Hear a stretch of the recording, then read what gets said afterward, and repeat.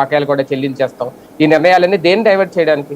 ఇప్పుడు మనకి మా చిన్నప్పుడు బాగా ఇబ్బంది ఉండేది. అంటే పుట్టిన కొత్తల్లో ఫైనాన్షియల్గా బాగా పూర్గా ఉండేది, ఆకలి బాగా ఉంటుండేది, ఇంట్లో అంత పెట్టేస్తూ అవుతుండేది కాదు. అప్పుడు గుడికి వెళ్దాం పద అని చెప్పి తీసుకెళ్ళేది మా అమ్మ. ఎందుకు అంటే అక్కడ పులిహార పెడతారు, లేకపోతే ఇవి పెడతారు అనేటటువంటిది. అక్కడ నా చేతన శ్లోకాలు అవన్నీ చెప్పించేది, భజనలు పూజలు చేయించేది. ఆ విధంగా సంస్కృత శ్లోకాలు అవి బాగానే అలవాటు చేసింది. నాకు ఇక్కడ ఏంటి, నాకు ఎదురుకుండా ఆకలేస్తుంది. నాకు ఎంతసేపటికి దేవుడి మీద ఉందా, నాకు ప్రసాదం మీద ఉందంటే ప్రసాదం మీదనే ఎక్కువ ఉంటుంది భక్తి. వాళ్ళు పెడతారు అన్న ఉద్దేశంతో నేను ఎక్కువ సంతృప్తి పడిపోతుంటా.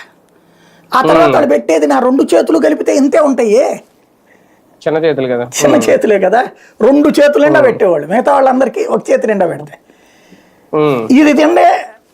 అది అప్పటిదాకా దీంతో ఆకలితో ఉన్నాను కదా, కడుపు నిండిపోయినట్టుండేది అనమాట.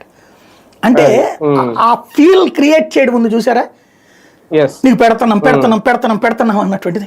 అమ్మయ్యా నాకు వచ్చిందిరా నాయన అన్న తృప్తిని క్రియేట్ చేయడం. It is a psychological game.